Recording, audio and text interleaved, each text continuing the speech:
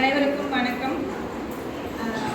நம்ம பொண்ணுங்களுக்கும் வந்து வெறும் என்ன சொல்றது, வீட்டு வேலை இது எல்லாமே கற்றுக் கொடுக்காம நல்லா படிச்சு நல்ல ஒரு ஜாபுக்கு போகணும், அதே சமயம் ஃபேமிலியும் மேனேஜ் பண்ணணுங்கிற ஒரு ரெஸ்பான்சிபிலிட்டியோட நம்ம வந்து குழந்தைங்களை வளர்க்கணும்.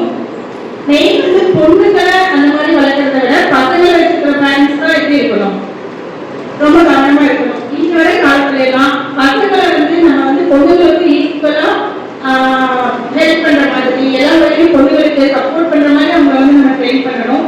சின்ன வயசுல இருந்தே வந்து அவங்களுக்கு பொண்ணுங்களை எப்படி பிஹேவ் பண்றது, அவங்க எப்படி மதிக்கிறது, அவங்களுக்கு ஈக்குவல் ரைட் கொடுக்கறது அப்படிங்கறத வந்து நம்ம அம்மாக்கள் தான் இல்லையா, நம்ம சின்ன வயசுல இருந்து எப்படி சொல்லி கொடுக்குறோமோ அப்படிதான் பசங்க வளருவாங்க. வீட்டுல வந்து இப்ப நம்ம ஹஸ்பண்ட் நம்ம அம்மா அப்பா நம்ம மரியாதையா பேசுறாங்க, நல்லா நடந்துக்கிறாங்கன்னா பசங்களும் அதேதான் பார்த்து வளருவாங்க. பின்னாடி ஸ்கூல்ல எப்படி நடந்துக்கிறாங்க எல்லாத்தையும் பார்த்து வச்சுதான் குழந்தைங்க வந்து கத்துக்கிறாங்க.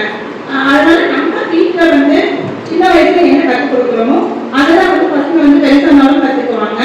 அதனால மெயின் பசங்களை வச்சுக்கிற பேரண்ட்ஸ் வந்து பசங்களுக்கு வந்து மெயினா பொண்ணுங்களை எப்படி மதிக்கிறது, பொண்ணுங்களை எப்படி பிஹேவ் பண்றது, எப்படி ஹெல்ப் பண்றது, கொஞ்சம் பின்னாடி ஃபேமிலின்னு ஆனதுக்கு அப்புறம் நம்ம வந்து நம்ம வேலையை ஒன்று இருக்காம உமன்ஸ்க்கும் ஃபேமிலியில எப்படி ஹெல்ப் பண்றது இதெல்லாமே யார் கற்றுக் கொடுக்கணும். நம்ம சின்ன வயசுல இருந்து இப்ப நீங்க அம்மாக்கள் வந்து சொல்லி கொடுத்து வளர்த்தா குழந்தைங்க வந்து கண்டிப்பா கற்றுக்குவாங்க. நான் சொன்ன மாதிரி அம்மாக்கள் சொன்னதான் கொஞ்சம் கேட்பாங்க, வேற யார் சொல்றதை விட.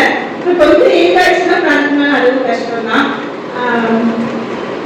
அதனால இந்த உமன்ஸ் டேல உங்க முன்னாடியெல்லாம் பேசுறதுக்கு சான்ஸ் கிடைச்சதுக்கு ரொம்ப ஹாப்பி.